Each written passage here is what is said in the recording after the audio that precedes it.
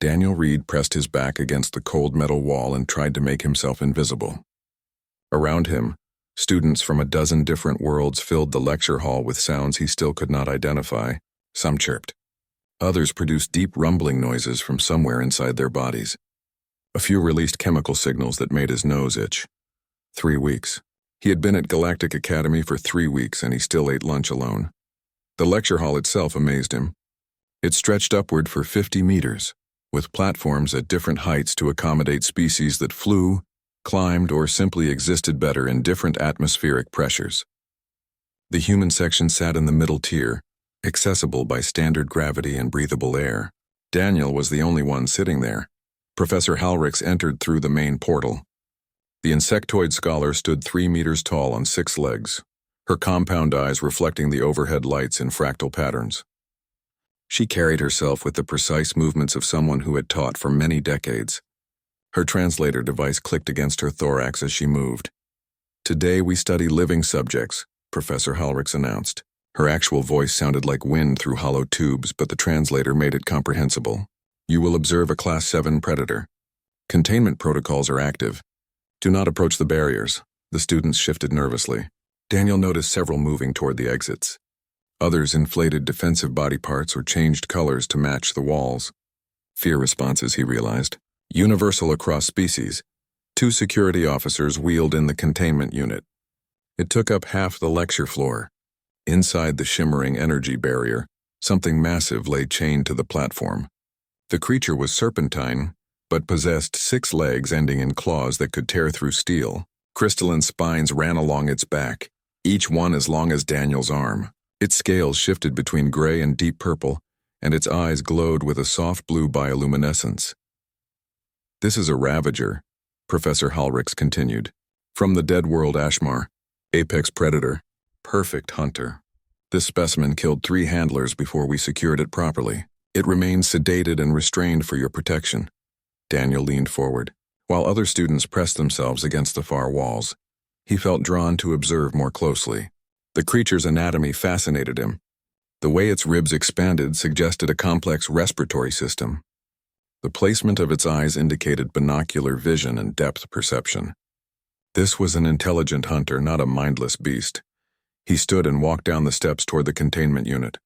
"Student Reed," Professor Halrix said sharply. "Maintain your distance." "I just want to see its musculature," Daniel replied.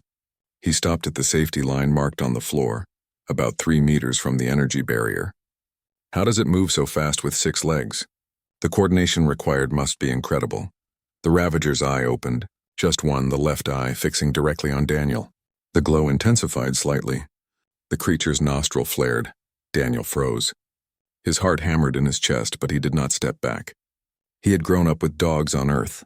His family owned a rescue shelter.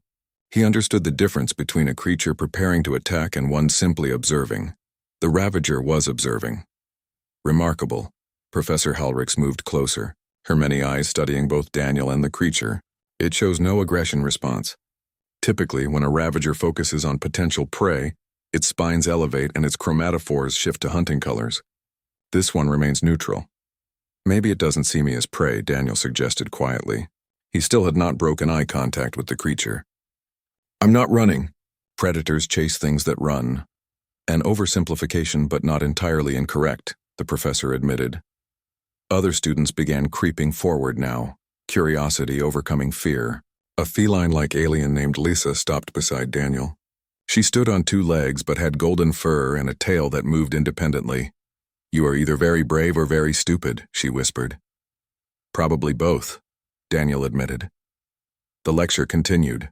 Professor Halrix explained the Ravager's biology, its extinct ecosystem, the failed attempts to keep the species alive in captivity. Daniel listened, but kept most of his attention on the creature itself. It never closed that one eye.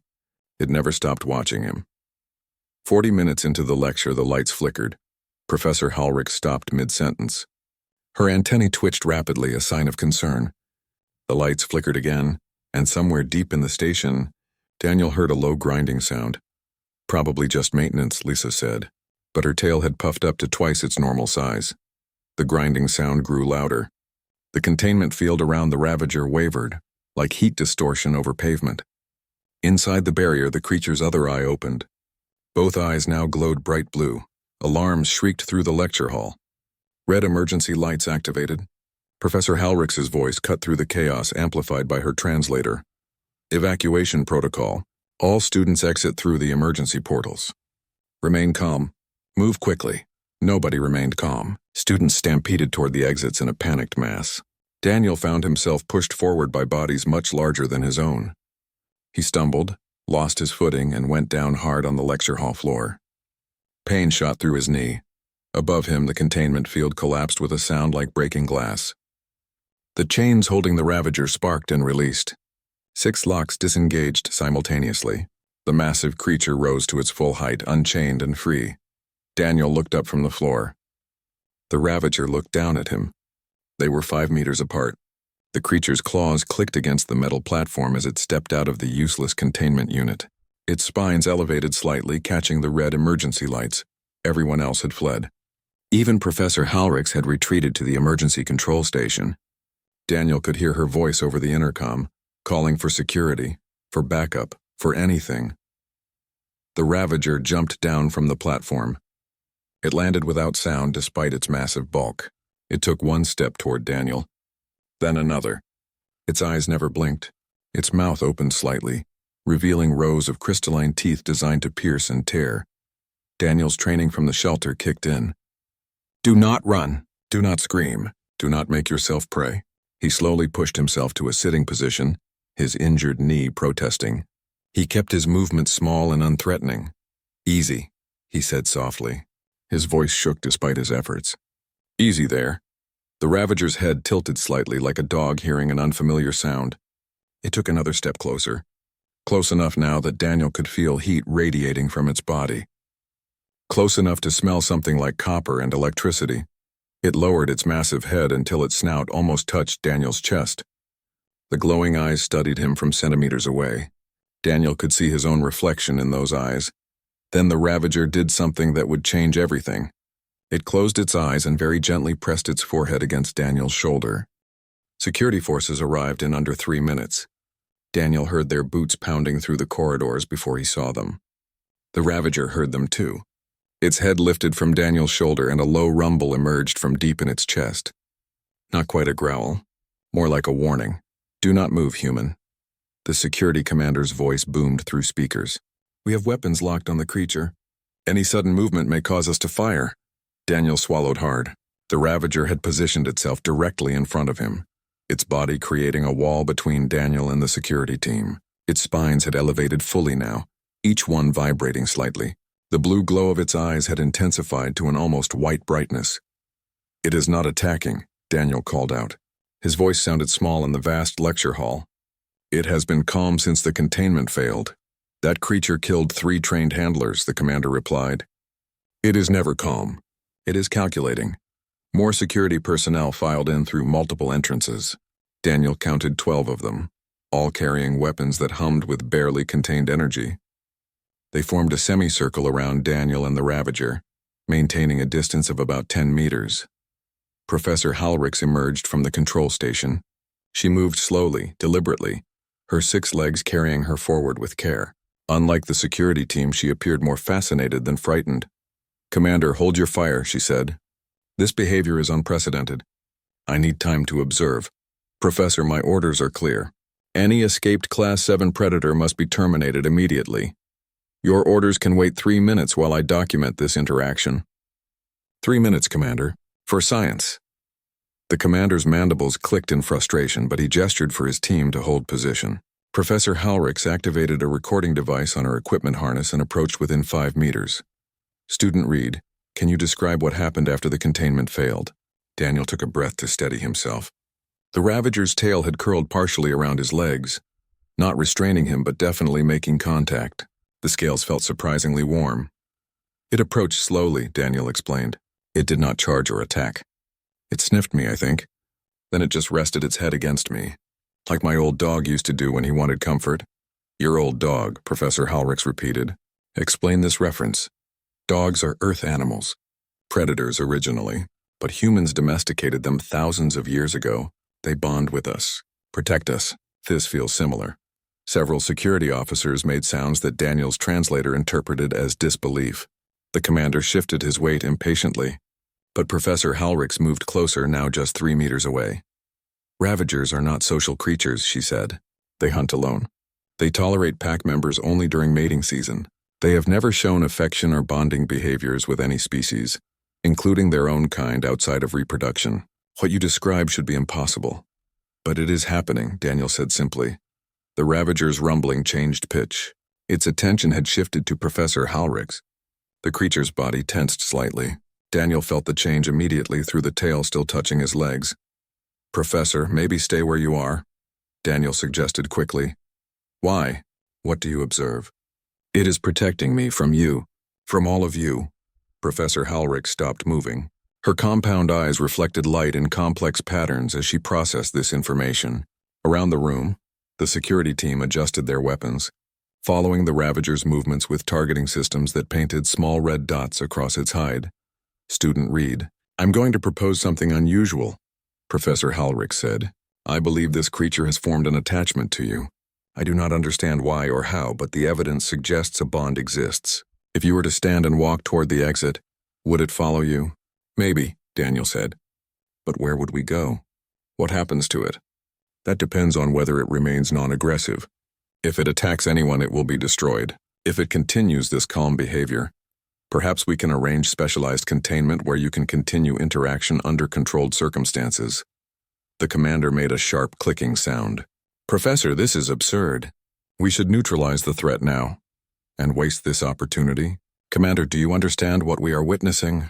A human from a Class 12 Deathworld has formed an immediate bond with a creature that has resisted all attempts at behavioral conditioning.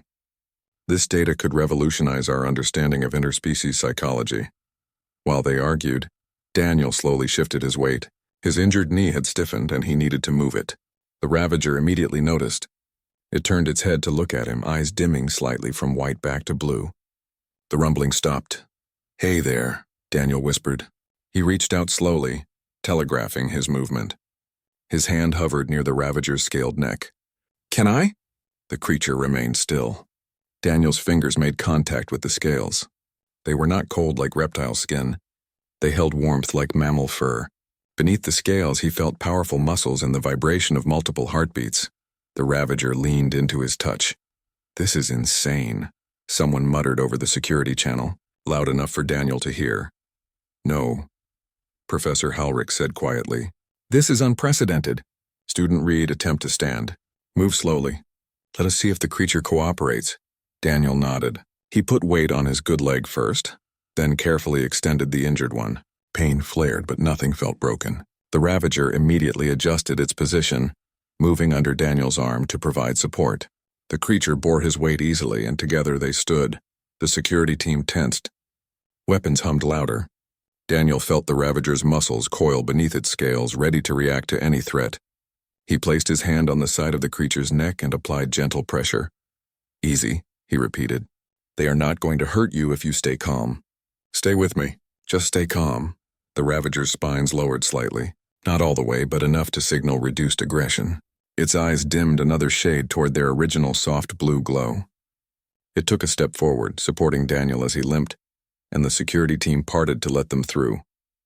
Professor Halrix followed at a safe distance, recording everything. The commander ordered 4 of his personnel to escort them while the rest secured the lecture hall. They moved through corridors that had been evacuated during the emergency. Other students watched from behind sealed observation windows, their various faces and forms pressed against the transparent barriers. Daniel ignored them. He focused on walking, on breathing, on keeping his voice steady as he continued talking to the Ravager. He told it about Earth, about oceans and mountains, about his family's rescue shelter where frightened animals learned to trust again. He talked about his dog, Max, who had been aggressive when they found him but became the gentlest creature Daniel had ever known. The Ravager listened. Its ear openings, small holes near the back of its skull, tracked toward Daniel's voice. It adjusted its pace to match his limping stride. When he stumbled, it steadied him. When security forces moved too close, it growled just enough to make them back away. They reached a specialized containment facility in the Xenobiology Research Wing. The room was large, with reinforced walls and multiple monitoring systems. A sealed observation gallery ran along one side. Inside, someone had placed 2 sleeping platforms, a water system, and various enrichment items used for intelligent predators.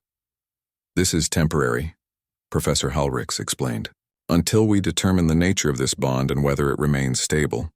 Student Reed, are you willing to stay with the creature for observation?" Daniel looked at the Ravager. It looked back at him. In those glowing eyes, he saw something he recognized from countless rescue animals. Not aggression. Not hunger. Just fear of being alone again. "Yes," Daniel said. "I will stay." The video spread across the Galactic Student Network within 6 hours. Someone had recorded the moment when the Ravager rested its head against Daniel in the lecture hall. By the next morning, it had been viewed 8 million times across 40 star systems. Daniel learned this from Lissa, who appeared at the observation window holding a datapad. She pressed it against the transparent barrier so he could read the comments. Most were skeptical. Many were cruel. A few were curious. "You are famous," Lissa said through the communication system. "People are calling you the Deathworlder who tamed the Ravager." "I did not tame anything," Daniel replied. He sat cross-legged on the floor of the containment room. The Ravager lay beside him, its massive head resting on his lap. "We just understand each other." "How is that possible?" "Humans and Ravagers evolved on worlds separated by thousands of light years. You have no biological connection, no shared evolutionary history. Yet this creature treats you like pack." Daniel stroked the scales along the Ravager's neck. The creature made a sound like a deep purr, though Professor Halrix insisted Ravagers did not possess the anatomy for purring. Its eyes had remained closed for the past hour, something the researchers found remarkable given that Ravagers typically slept with at least one eye open. "Maybe that is exactly why it works," Daniel said. "We have no history, no bad experiences, just 2 individuals who decided to trust each other." Lisa's tail flicked thoughtfully. She had visited every day since the incident, bringing Daniel food from the cafeteria and updates on the chaos his situation had created. Apparently, the Academy's board of directors had held 3 emergency meetings. Half wanted to study the phenomenon. The other half wanted Daniel expelled for being a safety hazard. "Your roommate asked about you," Lisa said. "Paul wanted to know if you were coming back to your quarters." "What did you tell him?" "That you are living with a creature that could bite you in half." He seemed impressed. In a horrified sort of way. Daniel smiled. The Ravager shifted slightly, adjusting its position to get more comfortable. Its tail draped across Daniel's legs like a heavy blanket. Each of its 3 hearts beat in a rhythm that Daniel had memorized. Sometimes at night, when he tried to sleep on the platform they had provided, he found himself breathing in sync with those heartbeats. Professor Halrix entered the observation gallery, accompanied by several other researchers Daniel did not recognize.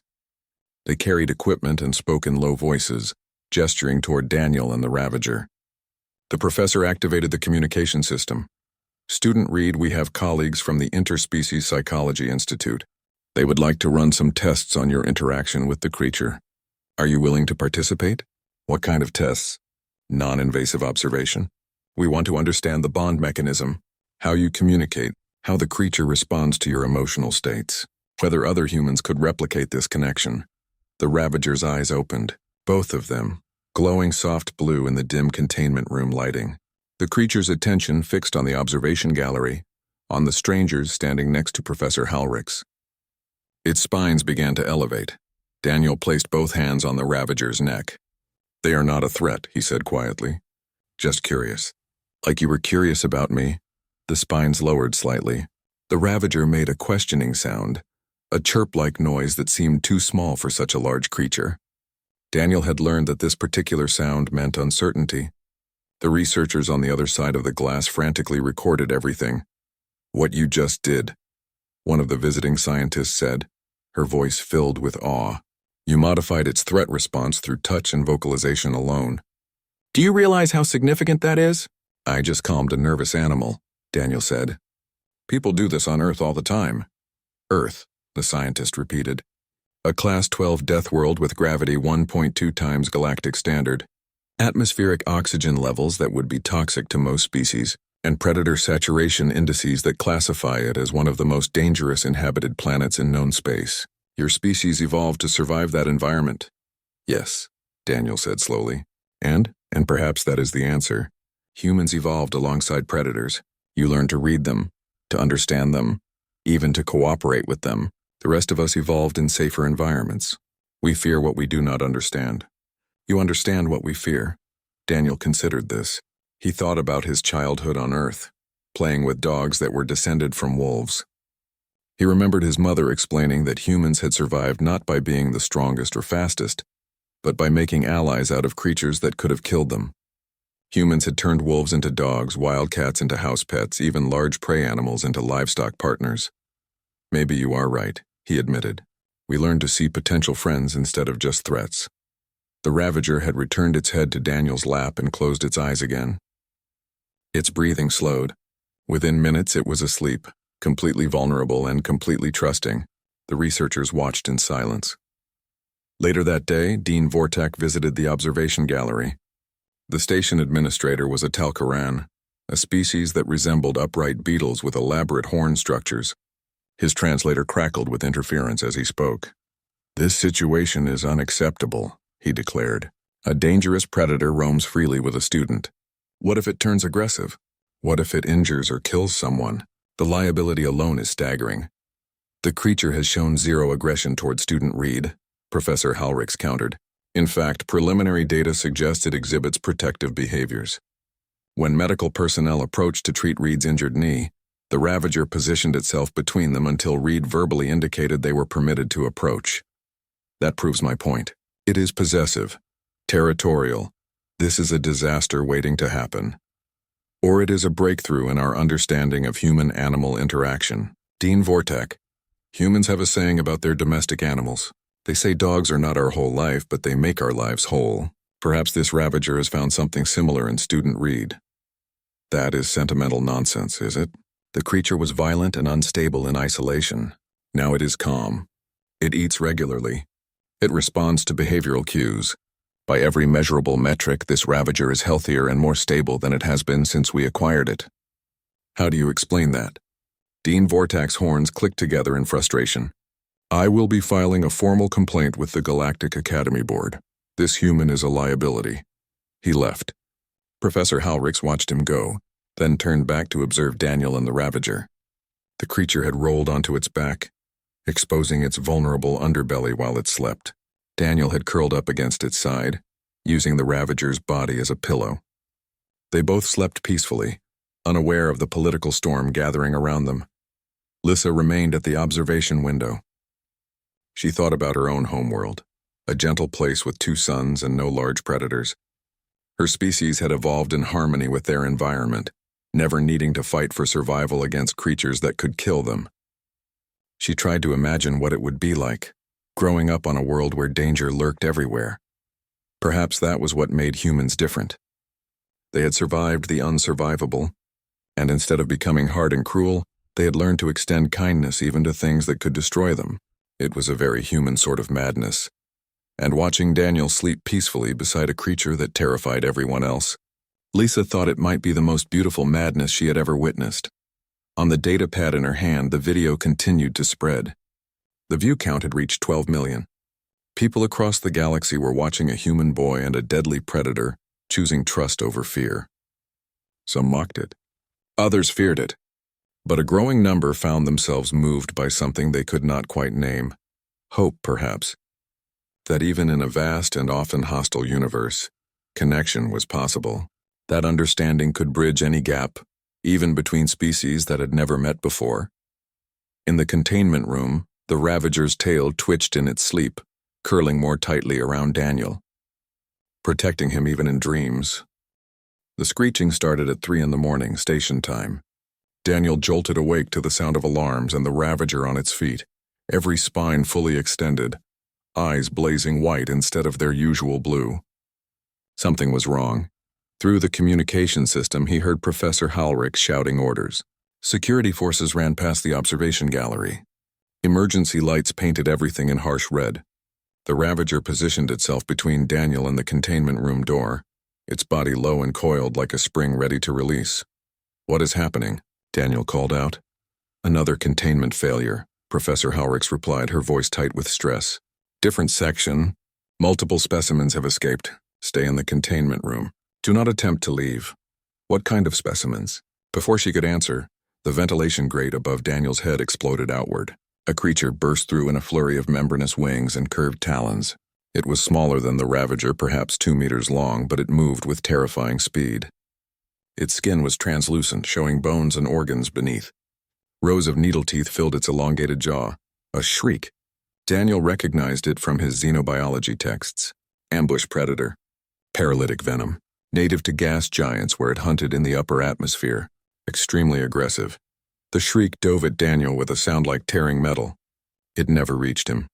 The Ravager launched itself upward with explosive force, intercepting the shriek mid-flight.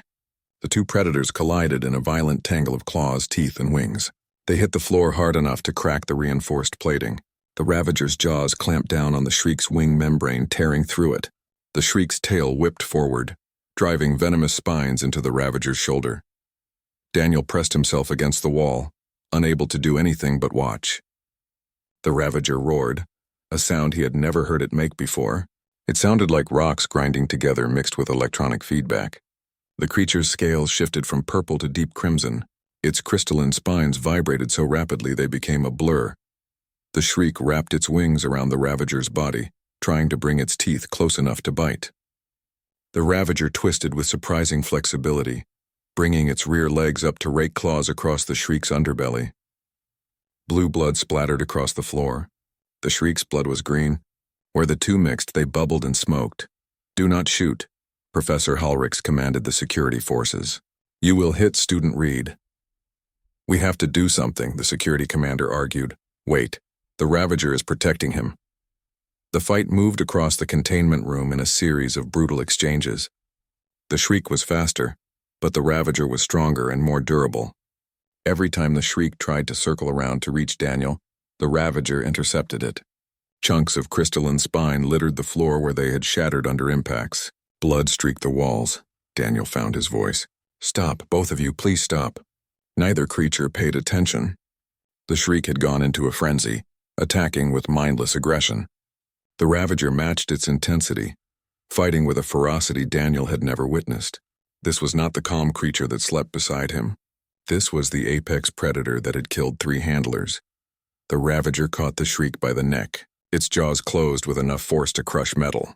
The shriek thrashed, tail striking repeatedly, pumping venom into the Ravager's body. But the Ravager did not let go. It shook its head violently the way earth dogs shake toys. Something in the shriek's neck broke with an audible crack. The shriek went limp. The Ravager held it for another moment, then dropped the body. It swayed, venom working through its system. Its legs trembled. Blood ran from dozens of wounds across its body. The glowing eyes dimmed, then the Ravager collapsed. "No!" Daniel rushed forward without thinking. He dropped to his knees beside the fallen creature, hands hovering over the wounds, not knowing where to start. "No, no, no. Stay with me. Please stay with me." The Ravager's eyes opened to narrow slits. It made a soft chirping sound, the one that meant uncertainty or distress. One of its legs twitched, trying to reach toward Daniel but lacking the strength. Security forces burst into the room, weapons ready. Professor Halrix pushed past them, followed by 2 medical technicians carrying equipment. The technicians stopped at the doorway, unwilling to approach an injured predator. "Help it," Daniel demanded. "It is dying. That creature is extremely dangerous when wounded," one technician said. "We cannot risk approaching. It saved my life. It took venom meant for me. If you will not help, then give me the medical supplies and I will do it myself." Professor Halrix made a decision. "Give him the supplies. I will guide him through the procedures." The technicians handed over their equipment with obvious reluctance. Daniel accepted a scanner, medical adhesive, and several vials of broad-spectrum anti-venom. His hands shook as he activated the scanner and ran it over the Ravager's body. 3 puncture wounds with venom injection. Professor Halrix read from her remote display. Multiple lacerations. 2 broken spines. Internal bleeding in the secondary lung cavity. Student Reed, inject the anti-venom directly into the bloodstream near the heart, the large vessel just below the rib line. Daniel found the spot. He pressed the injector against the scales and activated it. The anti-venom hissed into the Ravager's body. The creature flinched but did not pull away. Its eyes remained fixed on Daniel's face. "Talk to it," Professor Halrix said. "Keep it calm. Its heart rate is too elevated." Stress will spread the venom faster. Daniel kept one hand on the injector and placed his other hand on the Ravager's head, between its eyes.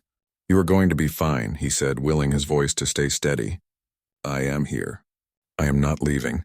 You protected me, now let me protect you."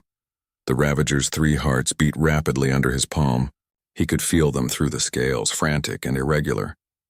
Daniel began talking about Earth again, about his home, about long summer days and the sound of rain on the shelter roof, about Max, who had been hit by a car and survived because Daniel stayed with him through the entire surgery, holding his paw and telling him everything would be okay. "You are like Max," Daniel said. Everyone thought he was too aggressive to save, but he just needed someone to believe in him. "I believe in you. Stay with me." Hours passed. The medical team worked remotely, guiding Daniel through cleaning wounds and applying synthetic skin patches where scales had torn away. The Ravager's heart rate slowly stabilized. The venom stopped spreading. Breathing became more regular. By the time artificial morning arrived on the station, the Ravager slept. Not unconscious, but actual restorative sleep. Daniel had not moved from his position beside it. His knees ached. His back screamed in protest. He did not care. "Remarkable," Professor Halrick said quietly. "Shriek venom has a 70% fatality rate for Ravagers. The anti-venom only provides a 30% improvement in survival odds. Yet this one will live. How do you know? Because it has something to live for. Someone to live for. That matters more than medicine sometimes." In the observation gallery, a crowd had gathered. Students from dozens of species watched in silence. Lisa stood at the front, tears running down her furred face. Even Paul had come, his environmental suit fogging slightly as he pressed close to the window. The video of the fight had already spread across the network. But unlike the previous video, this one showed something different. Not just a bond between human and predator. It showed sacrifice, protection. Love, perhaps, though scientists would argue endlessly about whether that word applied. The Ravager had taken venom meant for Daniel. It had fought something that should have killed them both, and it had won. Not because it was stronger or faster, but because it was protecting something it cared about. Dean Vortak issued a statement later that day. "The incident proved his point," he declared. "The Ravager was dangerous and should be terminated. The human should be expelled for creating this situation." But the statement fell flat. Too many people had watched the video. Too many had seen a creature choose to protect rather than abandon. Too many had watched a human boy hold a dying predator and refuse to let it go. The Galactic Academy Board scheduled a vote. In the meantime, Daniel was permitted to remain in the containment room. The Ravager recovered slowly under his constant care. And across 40 star systems, people who had never met either of them began to understand what Professor Halricks had been trying to explain. Some bonds transcended biology. Some connections could not be measured or analyzed. They simply existed, improbable and impossible and absolutely real. The transmission came from the Galactic Conservation Council 3 days after the fight. Professor Halricks played it for Daniel in the containment room while the Ravager slept off another round of medication. The creature's wounds were healing well, but recovery was slow. "We have reviewed the documentation regarding the Ravager specimen and student Daniel Reed," the council representative said. Her species had 4 eyes arranged in a square pattern on her face. "We have a proposal." Daniel listened carefully. The Ravager's head rested on his lap again, a position the creature returned to whenever possible. Its breathing was deeper now, more relaxed. The blue glow of its eyes had returned to normal intensity. "The Ravager species is functionally extinct in the wild," the representative continued. "Only 43 individuals remain alive, all in academic or research facilities. Their homeworld, Ashmar, suffered a catastrophic asteroid impact 2 centuries ago. The ecosystem collapsed. We believe the species died with it." "But," Daniel prompted, "but recent satellite imaging has detected heat signatures in the deep canyon systems of Ashmar. Signatures consistent with Ravager metabolism. There may be survivors. A wild population adapting to the changed conditions." Professor Halricks spoke up. "You want to send an expedition?" "Yes, and we want student Reed and his bonded Ravager to be part of that expedition. If wild Ravagers exist, they are likely aggressive and unstable. Traditional contact methods have failed, but if this human can establish communication with this specimen, perhaps he can do the same with others. Daniel felt the weight of the Ravager's head on his lap. He thought about what this creature had endured: captured, isolated, chained, put on display. It had been violent because it was traumatized. And somehow, through no plan or intention, Daniel had given it reason to trust again. "What happens if we find them?" Daniel asked. "The wild ones?" "We save them. Relocate them to a protected world. Give the species a chance to recover. But we need someone who can bridge the gap between humans and Ravagers. We need you." Daniel looked down at the sleeping creature. Its scales rose and fell with each breath. One of its claws rested gently on Daniel's leg. Not restraining, just touching, just maintaining contact. "When do we leave?" The journey to Ashmar took 12 days through hyperspace. The research vessel was small by galactic standards, but still larger than any building Daniel had seen on Earth. Professor Hallrix commanded the scientific team. Lisa had volunteered to come, insisting that Daniel needed someone his own age along. 4 security personnel and 3 crew members completed the expedition. The Ravager, which Daniel had started, calling 7 because of its designation as Subject 7, occupied a specialized cargo hold converted into living quarters. Daniel spent most of the journey there, sitting with 7 while the creature adapted to the ship's movement. On the 5th day, 7 stopped eating. It pushed away the nutrient blocks and refused the protein supplements. Daniel reported this to Professor Hallrix immediately. "Stress response," the professor diagnosed. 7 knows something has changed. It senses we are traveling somewhere. "Can you tell it where we are going?" Lisa suggested. She visited the cargo hold daily, slowly overcoming her fear of 7. The Ravager now tolerated her presence, though it still positioned itself between Lisa and Daniel whenever she approached. "I can try." Daniel pulled up images of Ashmar on his datapad. He showed 7 pictures of the canyon systems, the rocky terrain, the dead forests.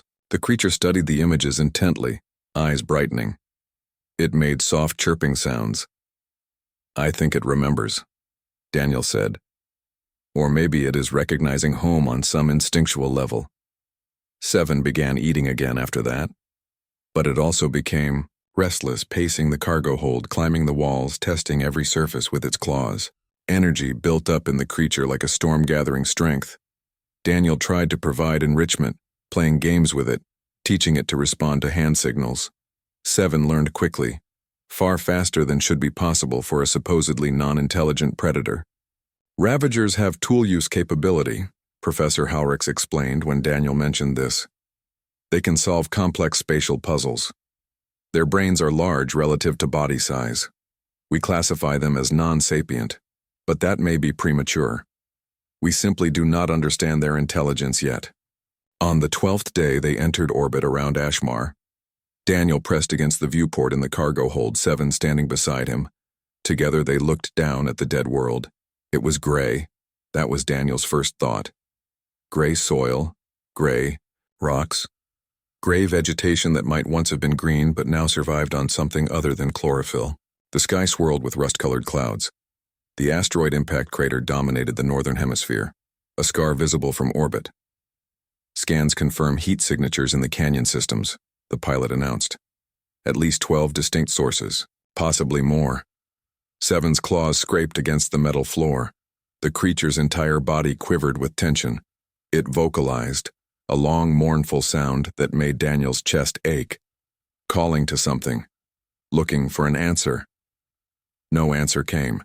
They landed in a valley near the largest canyon system. The ship settled on dead soil that crunched like broken glass under its weight. When the cargo ramp lowered, air rushed in that smelled of copper and ozone and decay. 7 breathed it in and went absolutely still. "Home," Daniel said quietly. "This is your home." The Ravager took a tentative step down the ramp, then another. Its claws sank into the gray soil. It lowered its head and sniffed deeply, processing scents Daniel could not detect. The creature's scales shifted through colors Daniel had never seen before, patterns of gray and rust that matched the landscape perfectly. 7 walked away from the ship. Slowly at first, then faster. It broke into a run, racing across the dead valley toward the canyon entrance. Daniel ran after it without thinking, ignoring Professor Halrick shouting for him to wait. The canyon opened before them like a wound in the planet's surface.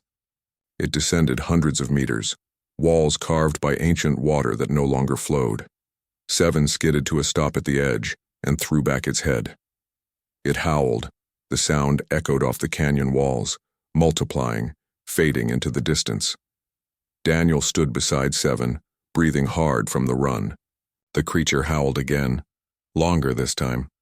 Desperate, and from deep in the canyon something howled back. Seven's entire body went rigid. Every spine stood straight, eyes blazed white with intensity. More howls answered the first.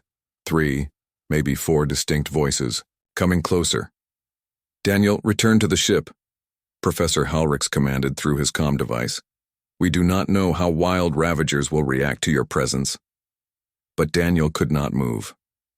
Seven had pressed against his side, seeking comfort or offering it. Daniel could not tell which. Together they watched the canyon shadows as shapes began to emerge. The wild ravagers appeared one at a time. They were smaller than Seven, malnourished, their scales dull and their spines chipped. But they moved with purpose, climbing the canyon walls with fluid grace. They surrounded Daniel and Seven in a loose circle. The largest, an old female with scars across her face, approached first. She was clearly the pack leader. Her eyes studied Daniel with intelligence that made his breath catch. She sniffed the air, processing information. Then she looked at Seven, at the healing wound still visible on Seven's body, at the way Seven stood close to Daniel.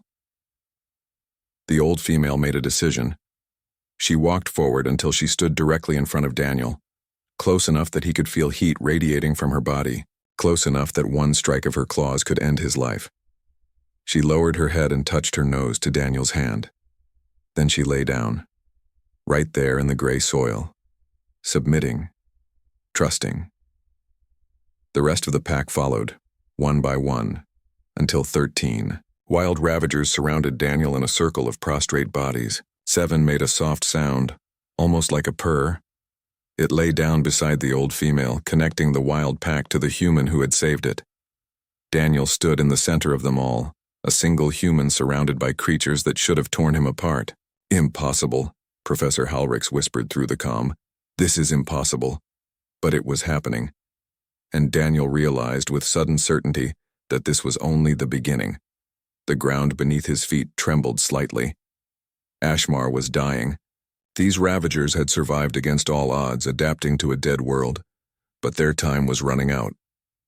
"Professor," Daniel said quietly, "how fast can we arrange transport off this planet? For all of them?"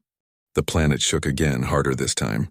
Cracks appeared in the canyon walls, spreading like spiderwebs across ancient stone. Daniel felt the ground shift beneath his feet and grabbed onto Seven's spines to stay upright. The wild ravagers rose from their positions, agitated, circling nervously. "We have limited time," Professor Halrix said through the comm. "The geological destabilization is accelerating. This region will be uninhabitable within hours." Daniel counted the ravagers. 13 wild ones plus 7 made 14. The ship had 16 emergency stasis pods designed for crew survival if life support failed. He had already proposed using them on the journey to Ashmar, before he knew they would actually find survivors. "The stasis pods," he said. "Can we use them for the ravagers?" "Theoretically, but the failure rate for xenobiology applications could be catastrophic. These pods are designed for familiar species with documented biology. Ravagers are poorly studied. We do not have reliable data on how their systems will respond to suspended animation. But some might survive. Some, maybe, or none." Daniel looked at the ravagers surrounding him. The old female leader watched him with eyes that held far too much intelligence. She knew something was wrong. She knew her world was dying. He could see it in the way she kept looking at the younger ravagers, at the ones who had never known anything but this dead landscape. "It is better than leaving them here to die," Daniel said. Professor Halrix was quiet for a moment. Then she sighed. "Return to the ship. Bring them if you can. We will prep the pods." The challenge became getting the wild ravagers to follow him. They had submitted to Daniel, But that did not mean they trusted enclosed spaces or strange mechanical objects. 7 helped. The creature moved among the wild pack, touching noses with each of them, making soft vocalizations, communicating somehow. When 7 walked toward the ship, the pack followed, slowly, cautiously, but they followed. The old female stayed close to Daniel's side, occasionally nudging his hand with her snout. Her scales felt rough, damaged by harsh conditions and inadequate nutrition. But underneath the damage, Daniel could feel the same warmth he felt from 7. Life, determination, the will to survive. Inside the ship, the stasis pods lined the medical bay in 2 rows. Each pod was barely large enough to contain a Ravager. The security team had backed away, unwilling to be in close quarters with so many predators. Only Professor Halrix and Lissa remained, preparing the pods with shaking hands. 7 needs to go first, Daniel said. The others will follow 7's example. He led 7 to the nearest pod. The creature stopped at the entrance, spines rising in alarm. It had been trapped in containment before. It remembered. Daniel placed both hands on 7's face, looking directly into those glowing eyes. I know you are scared, he said softly. I am scared too, but this is the only way. Trust me one more time, please. 7 held his gaze for a long moment. Then the creature stepped into the pod and curled its body to fit the confined space. Daniel activated the closure sequence. The transparent lid sealed. Gas filled the chamber.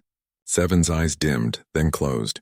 The vital sign monitor showed all 3 hearts slowing to minimal function. Suspended animation engaged. The wild Ravagers watched. Several backed away, growling.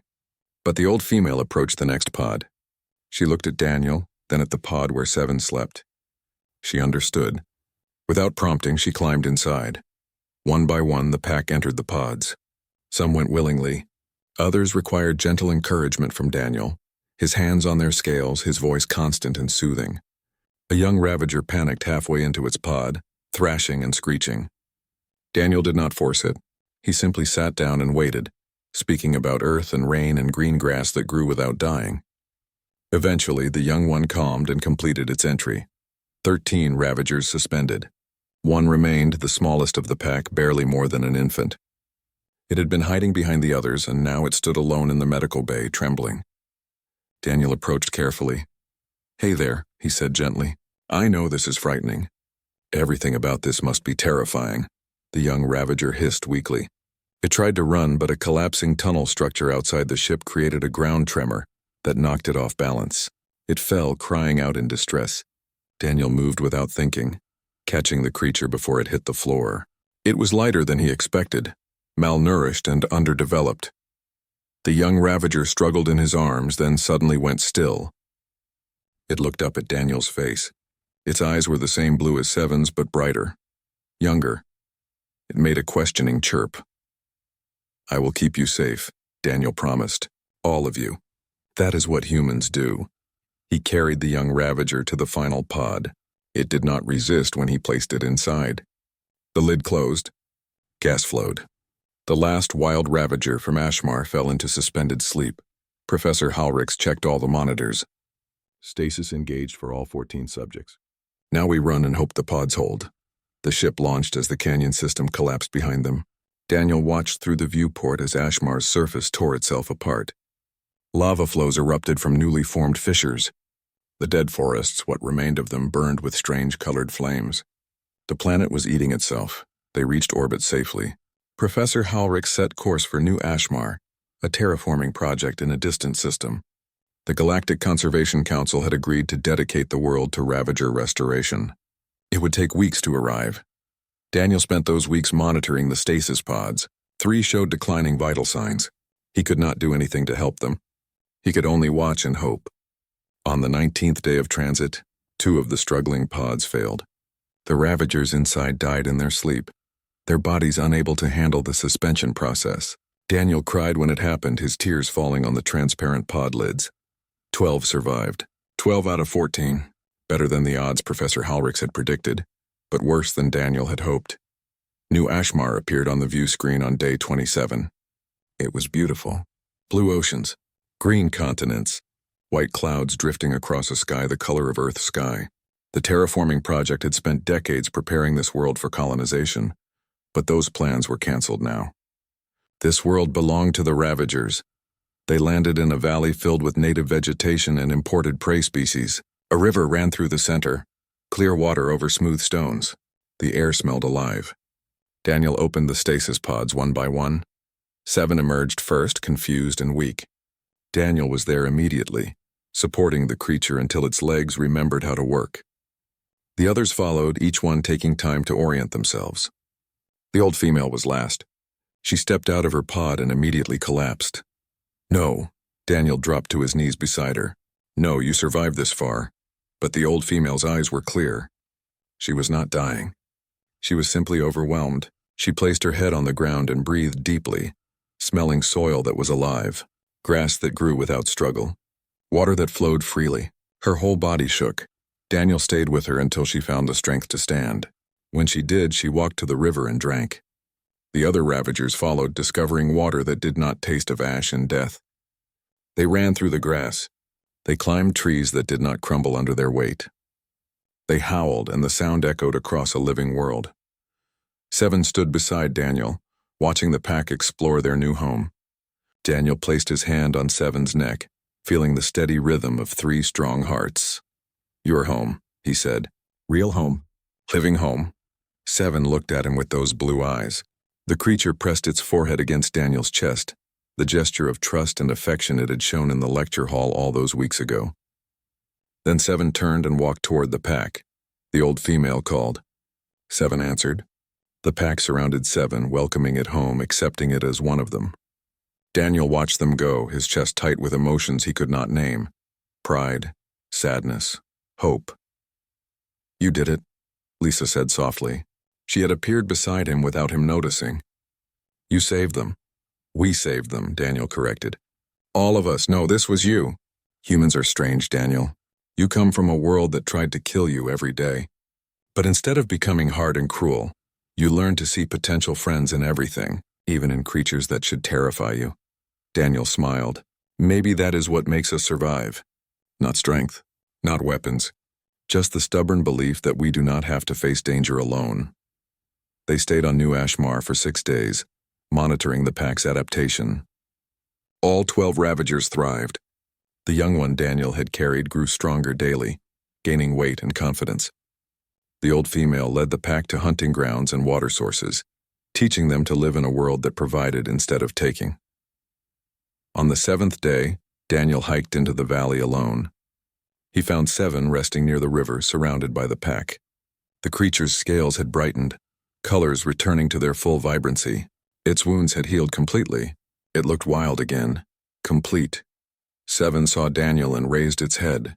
For a moment, nothing happened. Then 7 stood and walked toward him, slowly. The creature stopped just out of reach, and Daniel understood. 7 had made its choice. It belonged with the pack now, with its own kind, on a world where they could survive. "I know," Daniel said. "I know you need to stay." 7 stepped closer and touched its nose to Daniel's hand one final time. Its eyes glowed soft blue, the color of trust and peace. Then it returned to the pack. The old female called, and the 12 Ravagers disappeared into the forest, running, playing, living. Daniel stood alone by the river and smiled through his tears. Years later, in xenobiology classes across the galaxy, professors taught about the Ravager restoration. They taught about the human who bridged impossible gaps. They taught about compassion as survival strategy, about trust as the foundation of connection. But they also taught the most important lesson. The class beast escaped its chains only to rest beside the human student, because the human student saw what others missed. Not a monster, not a weapon, not a specimen, just a frightened animal looking for someone to understand. And in that moment of recognition, both were saved. The beast found peace, the human found purpose. And an entire species found hope that understanding can transcend any difference, any distance, any fear. In the valley on New Ashmar, 13 Ravagers hunted under 2 moons. The pack had grown. Cubs played near the river. Life continued. And sometimes, on quiet nights, 7 would climb to the highest ridge and howl toward the stars, remembering, grateful, for the human who saw it not as a monster, but as something worth saving. For the boy who chose trust over fear, connection over safety, hope over despair. For Daniel, who taught the galaxy that sometimes the bravest thing you can do is extend kindness to something powerful enough to destroy you, and trust that it will choose to protect you instead.